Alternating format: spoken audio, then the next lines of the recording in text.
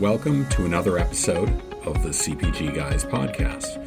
Our co-hosts, Sri Rajagopalan and Peter V.S. Bond, explore how brands and retailers engage with consumers online, in-store, and everywhere in between. And now, here are Sri and Peter. Folks, and welcome to this episode of the CPG Guys podcast. And you all know now that I'm one of the aforementioned CPG guys. You're forever a Yankee Land fan, but now a member of the SoCal family in Los Angeles. My co-host is Mr. PVSP, the man with the golden voice, the VP of Partner Strategy and Dev at Fetch Rewards, a mobile loyalty platform. Welcome, the other guy in the CPG Guys. Hello, Mr. Bond. How are you today? I am doing just dandy, Shri. It's the coming towards the end of summer. You and I are both. You're moving to LA. I'm moving to another place in Connecticut. So we're both creating some new homesteads. Exciting time, and I'm very looking forward to our conversation because you mentioned I work at Fetch. We work with our guests today and their company. So very excited about it. How about that, Peter? And congratulations to you on the move. And I'm sure our audience will want to know what that entails at a later date and time. And we will look forward to sharing that as well, like I'm now part of the SoCal family. And thank you for that, Peter. But before we get into the topic and have a conversation with our guests, I want to remind our audience, all our content, pretty straightforward. CPGguys.com, as it's spelled. You can find stuff about our women's leadership series that we did back in the fall of 2020, where Peter and I, with the help of Bank of America, were able to donate $8,000 to the Susan G. Komen Fund, as well as a profitability series, as well as finally our Founders series that has been running all year this year since January. If you aren't already following this growing family of listeners and audience, you can do so easily by going to LinkedIn.com, go to the search bar, simply type CPG Guys, and click the blue button that is a plus sign to join this increasing family. And put your voice in. This show is shaped by you. You tell us who to bring on, what topics, and eventually what the outcomes of the show are. So please feel free to join. Peter and I, of course, have had the opportunity last year when we launched the podcast to now cross 115 episodes deep, to work with brands, retailers, and service providers. We've dived into data, analytics, insights, technology, devices, decomposed words such as AI, artificial intelligence for you, and so much more. We're honored that our podcast attracts so many industry luminaries from notable companies, and today, one such company we are partnering with in a two-part series is WNS, a leading service provider of wide-ranging marketing enablement solutions such as end-to-end campaign management, CRM analytics, marketing effectiveness analytics, and brand analytics.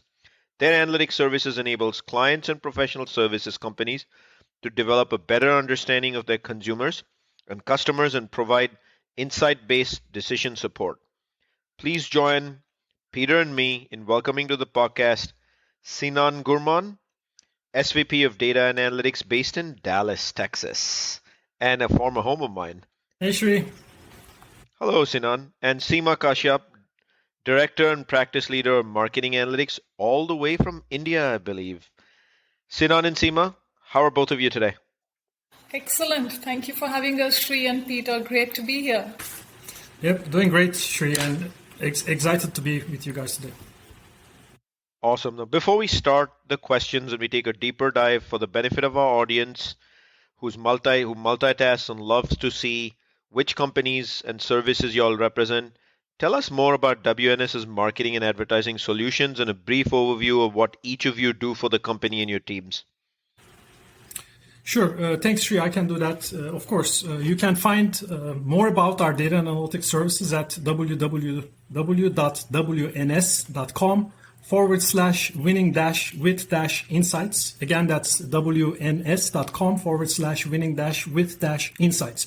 You can also connect with me on LinkedIn and mention CPG guys in your note, and I'll be more than happy to provide a personalized briefing based on your role and your category responsibility, of course, and brainstorm on how we can drive tangible value together. WNS in general, Shri, is a global business process management company. We're listed in New York Stock Exchange, pushing to $1 billion in sales this year, operating across 60 or so delivery centers around the world. So we're a very solid, stable, and reputable global company working with some of the largest brands in the world. We were originally the captive back office of British Airlines, and I mention that because we are true operators by our DNA. In 1996, private equity steps in and turns us into a business process management company. Fast forward 25 years to today, the industry and service lines have grown significantly, both organically and also through acquisitions. And as I mentioned, Seema and I are part of the data and analytics services, which is a significant portion of WNS's business. What we do under data and analytics, net is we provide maximum ROI to our customers, and everybody says that, but we don't only say it. We actually put our money where our mouth is, and we do not shy away from performance-based engagements, Shri. In fact, the percentage of our engagements that our fees are tied to certain performance-based outcomes are one of the highest for WNS amongst our competition, if not the highest. So in summary, we provide consulting, data management, engineering, business intelligence, visualization, and advanced analytics services. And we do this across many functionally specialized areas across CPG and retail value chain. So you can consider us as a full service analytics agency across all major sales, marketing, and supply chain related functions. Got it. And Seema, give us the 30-second version of what your role is in that world. Yeah, so I am responsible for everything to do with marketing analytics for retail CPG manufacturing.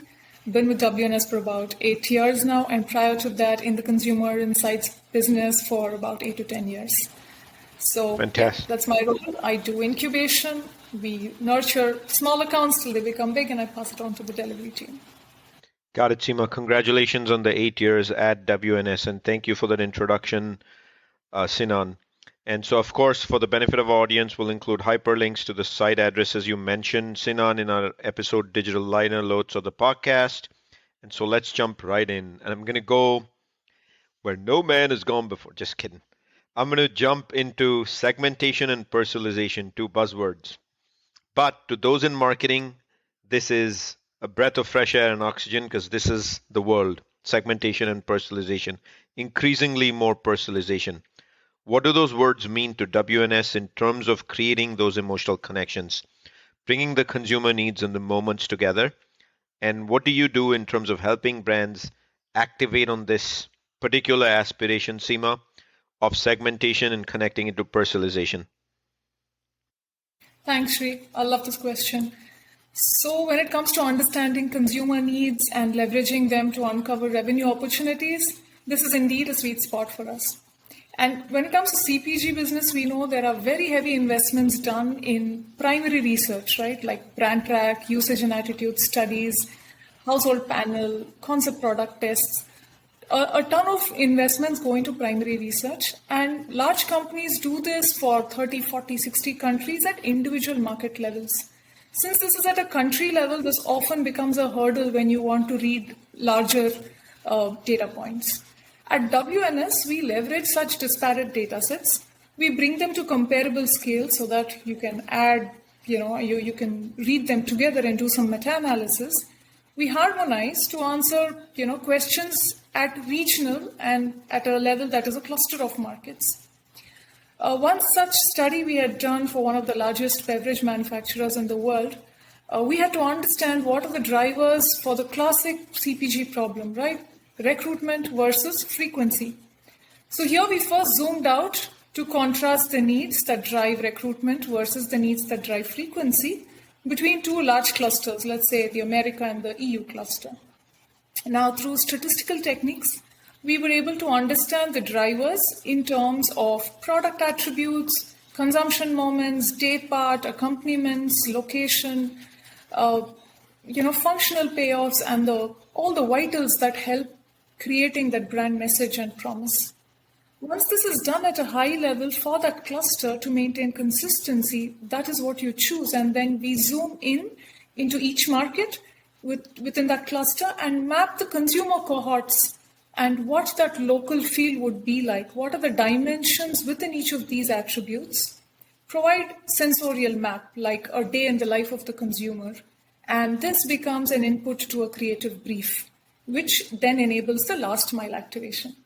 So let's say if screen time is a consumption moment you want to tap into, understanding if that is a focused study time needing concentration or a recreation moment that needs a mood upliftment, we look to match those emotional connectors and payoffs where the brand message should land. Such meta-analysis require extensive understanding of primary research protocols and statistics. But when you manage to standardize this approach and create a replicable process at scale, then markets can truly benefit in terms of the efficiency and shorter time to activation. Sinan, put your money where your mouth is, as you said. What do you want to add to that? Yeah, sure. Let me also share a customer and loyalty analytics example from a client, which is one of the largest iconic coffee retailers in the world, Shri and Peter. It is a pre-pandemic story. So originally, the loyalty program was designed to drive transaction frequency in priority. We're selling coffee, right? But this strategy quickly resulted in very long wait lines and become an issue in certain regions of the world. So what do? You structure the program to drive higher monetary value per customer instead of transaction frequency. So we used a lifetime value approach, which also includes the components, your recency, frequency, monetary value metrics, and a basket-driven segmentation to do so. And we've been providing campaign management operations, building on that segmentation and driving millions of net incremental revenues for almost 10 years now with this client. And Shri, talking about the emotions and relationships, did you know that Valentine's Day is one of the top days in terms of people purchasing coffee gift cards? Coffee gift cards. I had no idea. I thought it was candy and flowers, Peter. Well, for the coffee gift cards, Valentine's Day is one of the top days. I had no Of course, idea. people purchase a lot of other things, but I know because we also helped this client with store-level demand forecasting and inventory planning for the gift card program in the US. That's why we do this podcast, Peter. We learn something every time we talk to people here. Shri, if you're going to get me a Valentine's gift next year, choose something else. I'm not a coffee drinker, just so you know. Let me know how, when you tried with your spouse, Peter, how that went. That will work with Zara. There's no question. All right. The next topic goes by many names: marketing, media, trade, eCom mix, spending allocation, budget optimization. Call it what you want. Want to know what, Seema, what is your take on this topic? How have things changed, particularly with the pandemic and the emergence of eCom, the contribution it makes to the overall sales of a company being rapidly expanded in the wake of the pandemic?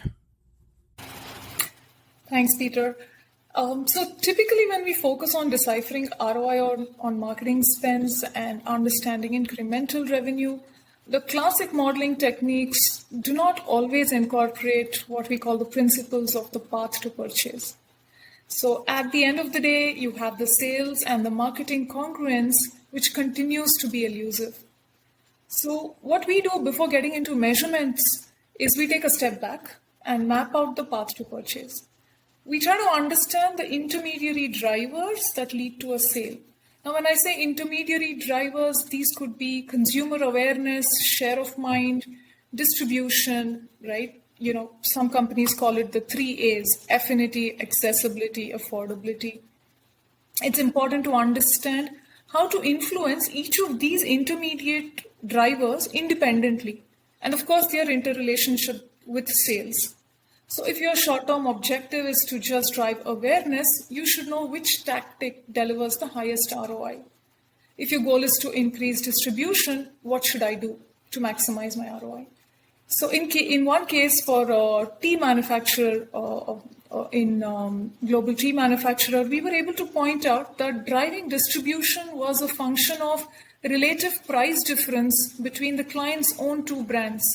This allowed them to focus on their own pack size and price mix rather than pumping more into trade discounts. So we believe by keeping only sales in focus, we may end up thinking very linearly about the variables that influence sales. So, the path to purchase and the network helps us. Now, to answer your second part of the question in terms of the COVID impact, in the recent past, the need to account for COVID-related variables, say using mobility data, accounting for some of the volatile macroeconomic indicators, which typically we used to take it for granted in terms of how much influence they would have, is becoming extremely important. We see a lot of categories surge on e-commerce, like you mentioned. These could be incremental revenue or a cannibalization from traditional channels. Nevertheless, it's important to dive into this given the huge implication it has on the cost to serve.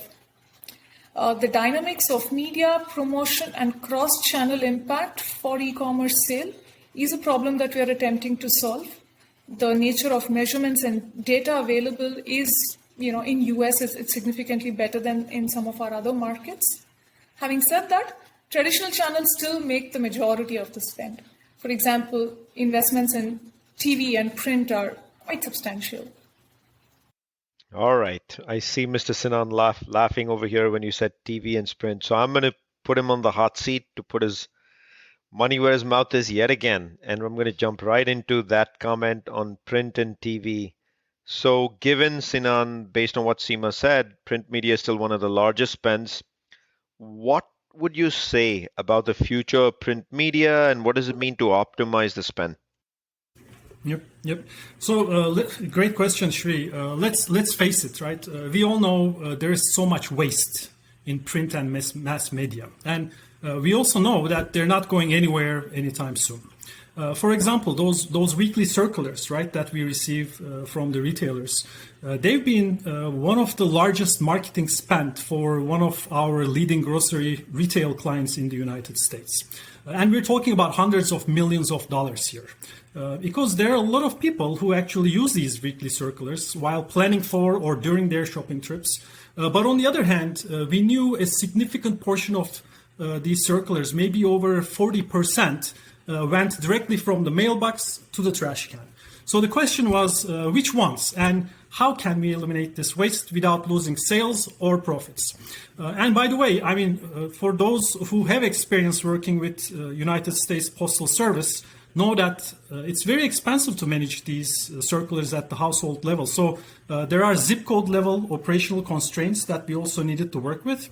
So by mapping and analyzing loyalty card sales data at zip code level and enriching with other geospatial data such as distance to a client store, competitive and demographic factors, a feasibility analysis was conducted and zip codes that do not generate enough incremental sales to offset the cost of printing and mailing these circulars have been identified and ranked order, right?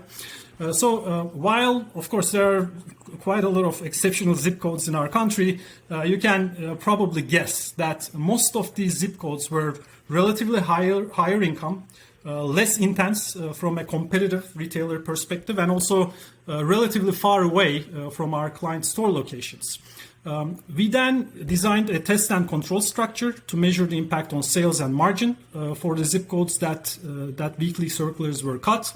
We update our measurements weekly and helped our clients recalibrate as we scaled across various banners and regions. So in about 3 months, Shri, we stabilized a very agile management process and delivered a $5 million annual EBITDA impact to the bottom line as a result.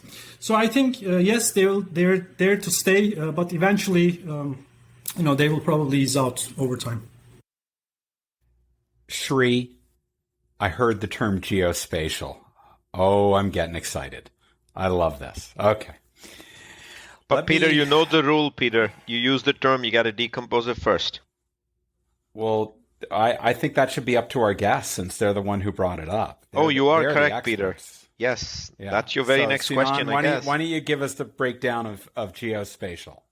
So basically, I was just referring to very local, zip code level data, right? That we can know. How many households are out there? What's the education level, the income levels? Different stores, different types of businesses that exist in there, so that we can do a lot of very local analyses and optimization. I love that. All right, Seema, I want to go back to the topic of media for just one more question. If you listen to this podcast, Shri and I are always talking about retail media, right? Always about retail media. So it's a big topic. And for retailers that haven't quite gotten into that yet, we know the big guys have, but a lot of the others haven't.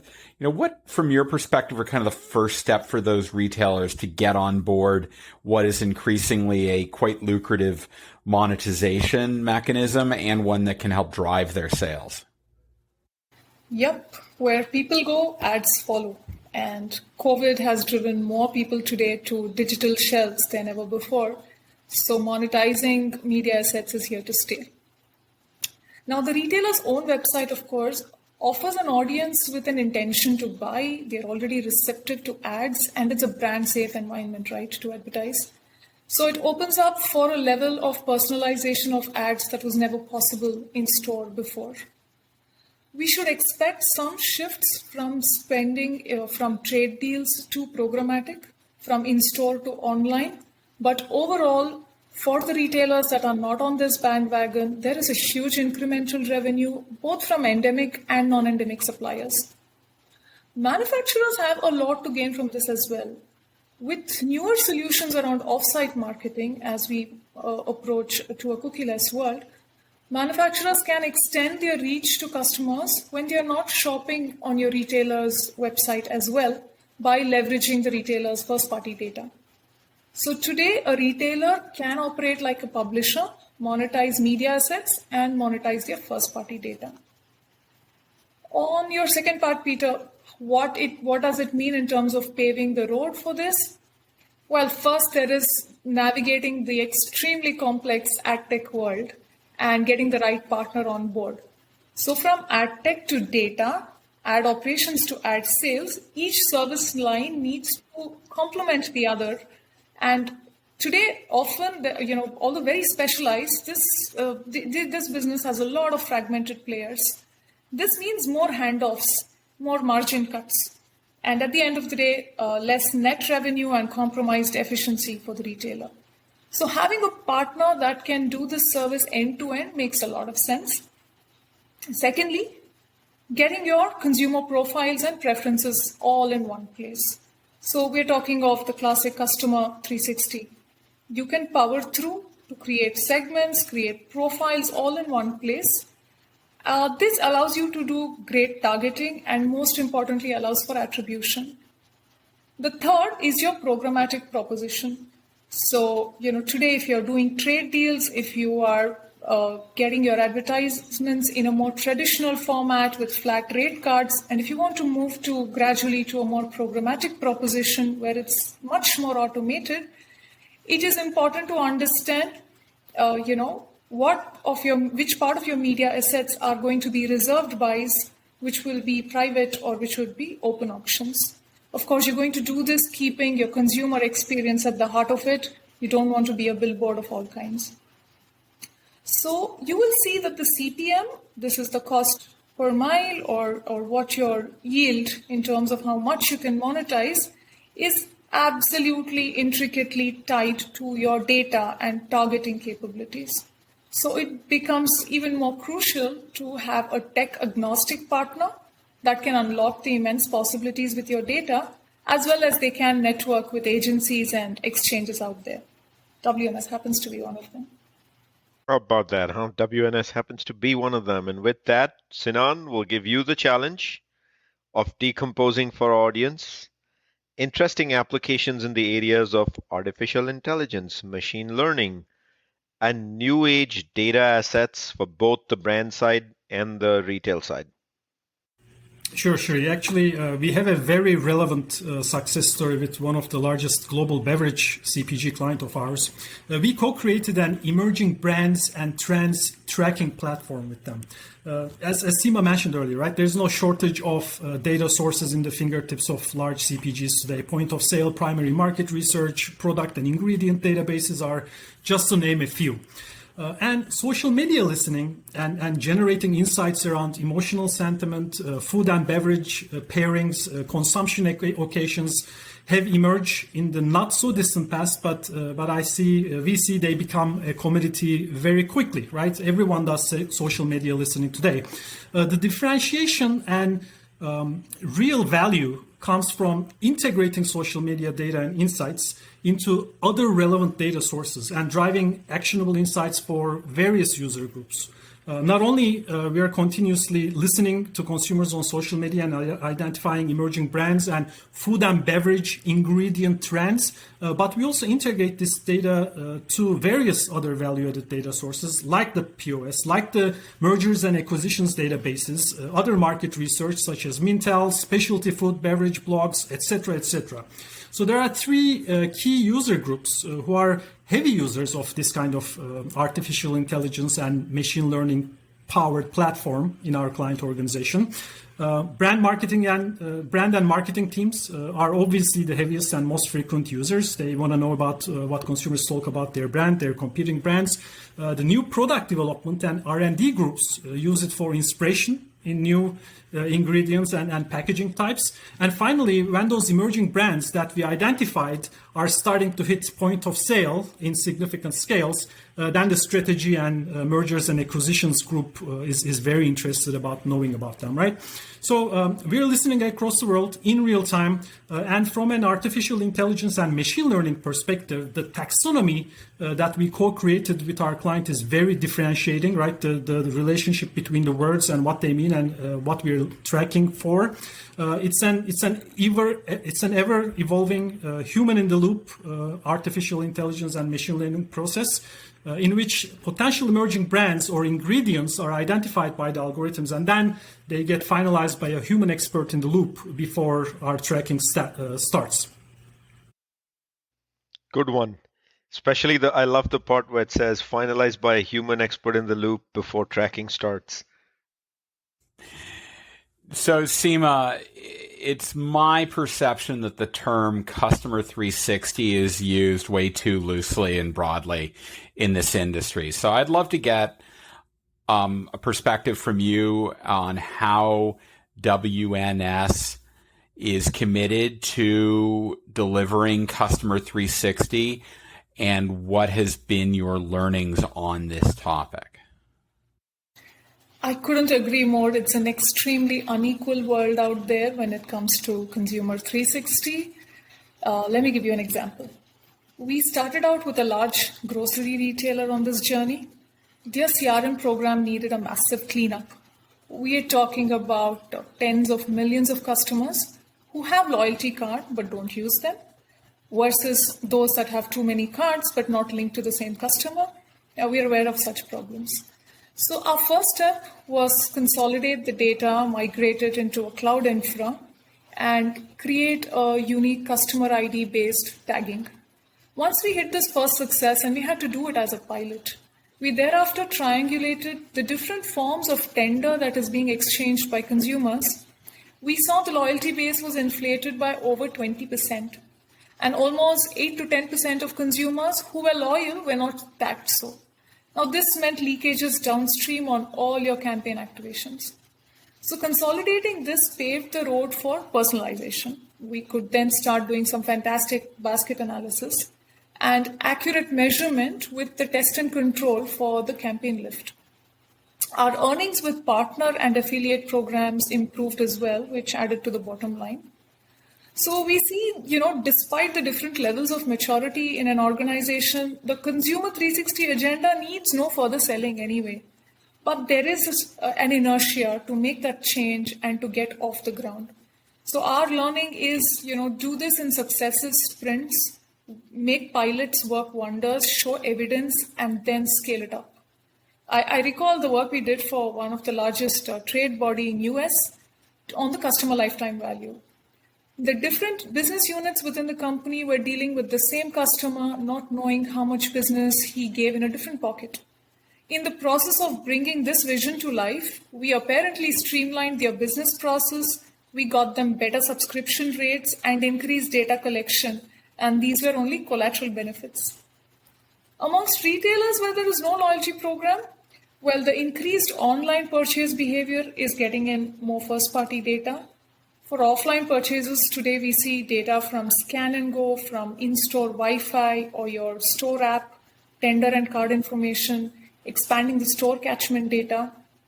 All of this give you the ability to stitch unified profiles today and create location-based or preference-based targeting.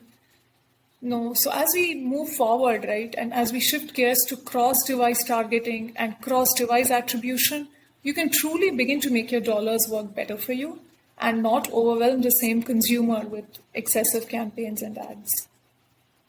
All right, Sinan, I get the pleasure of asking you the last question for the day, and it is about digital transformation and disruption, of course, being right upon us through the pandemic. COVID-19 changed a lot in terms of how consumers interact with both brands and products and how they actually shop for products. And everyone likes to talk about innovative, analytically driven information and transformation stories. How much of that is just interesting but small scale buzz, and how much of it is real and scalable value to a brand in the CPG world? Can you share a couple examples for our audience? Sure, Shri. We also see, by the way, significant change and excitement in the industry. And we shared some of our customer success stories being delivered at scale, right? There are so many critical success factors to scale an analytically driven solution. According to Harvard Business Review, out of the 1.3 trillion with a T that was spent on digital transformation, a whopping 900 billion, that's over 70%, has failed back in 2018, guys. And the main reason is not the lack of technology or analytics capabilities, it's the lack of people adoption. There are so many change management tactics and methods to drive end user adoption in analytics solutions, but having accurate and correct data, of course, is one of the foundational ones, right? Otherwise, it's garbage in, garbage out. Data quality and integration efforts are not the most interesting stories, I think, that the industry likes to talk about. And the efforts and complexity in this areas are often underestimated, which causes data quality issues and eventually lack of adoption at scale. So a relevant area I can share a client success story is master data management, right? It's a traditional area, but still very ripe for the application of artificial intelligence and machine learning type of capabilities. And in fact, our client is one of the largest CPGs in beauty, skin, personal, and home care mega categories in the world. They develop hundreds of new products every year that probably touches everyone listening to this podcast every day, unless, of course, you're working for one of their direct competitors. By using artificial intelligence and machine learning capabilities, we've re-engineered their new product development and master data management process, Shri. Prior to that, the new product R&D, research and development professionals had to follow very complex instructions across thick laboratory information management systems manuals, losing a lot of time, making manual mistakes along the way. By reducing the manual effort with process reengineering and application of artificial intelligence and machine learning, we delivered approximately $50 million in cost savings, along with 60% improvement in first-time correctly capturing of product master data for this client. So that scale speaks by itself, right? For itself. Fantastic, Sinan.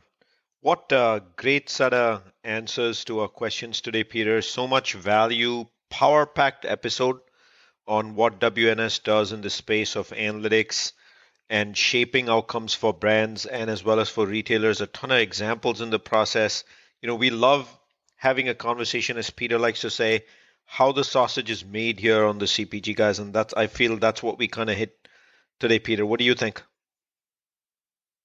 Shri, this was phenomenal. I love understanding and decomposing how the work is done and how it applies to improving ultimately the customer experience. Because all this plays out right, when the customer is involved, the experience is seamless, it is frictionless, it is immediate, and it's satisfying. I think that's ultimately what all this big data in the background is intended to do. Seema, I also enjoyed your examples on more on offline data as well. Scan and go, in-store Wi-Fi, apps, tender card info, store catchment, and how the ability to stitch unified profiles based on locations can even eventually result in personalization, aka preference-based segments, etc. So that was fantastic. For the benefit of our audience, I want to remind all you folks that where can you find us? Pretty straightforward, cpgguys.com.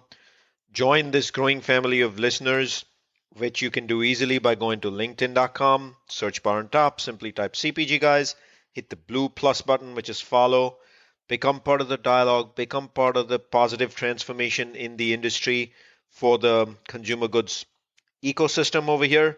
And another way you can do that is go to ratethispodcast.com/CPG Guys. Tell us how we're doing. Tell us what you like and don't like about the podcast and what topics you'd like to see. You mentioned analytics a lot and the value it brings, and hence this episode.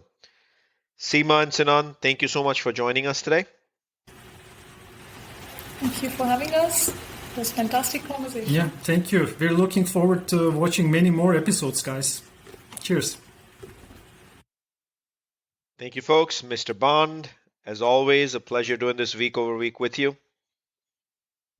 Shri, awesome conversation today. I love doing this as well, week over week. And to that end, I want to congratulate you. And I'm not congratulating you on moving to Los Angeles. I'm congratulating you, and frankly myself, because that's what I do, on the fact that, do you know that we were just named by Shopify Plus as one of the top 9 business podcasts to follow in our space? That is I was floored. I don't know about you, but I remember when I texted you, like, did you know this was coming? I didn't know it was coming. It was phenomenal. What great news, so right? Peter texted me that message when I was standing in the air train in JFK Airport for my one-way move to Los Angeles. The first thing I told him is, I got to hang up this call because I got to go see it. I'm both honored, but I'm more humbled that 120 odd episodes in, we could make this list. More importantly, we're only a year and change old, and we want to thank our entire audience base, retailers, brands, service providers. You've graciously come on the show.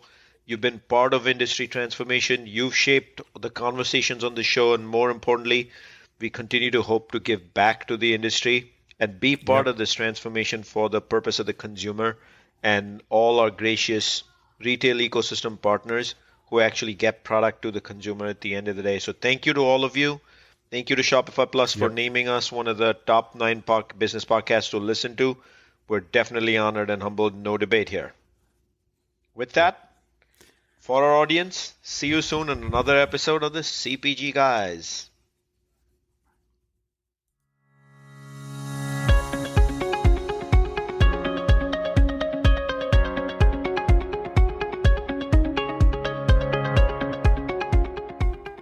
The content in this podcast episode is provided for general informational purposes only. By listening to our episode, you understand that no information contained in this episode should be construed as advice from CPG Guys LLC or the individual author, hosts, or guests, nor is it intended to be a substitute for research on any subject matter. Reference to any specific product or entity does not constitute an endorsement or recommendation by CPG Guys LLC. The views expressed by guests are their own, and their appearance on the program does not imply an endorsement of them or any entity they represent. The views expressed by CPG Guys LLC do not represent the views of their employers or the entity they represent. CPG Guys LLC expressly disclaims any and all liability or responsibility for any direct, indirect, incidental, special, consequential, or other damages arising out of any individual's use of, reference to, or inability to use this podcast or the information we present in this podcast.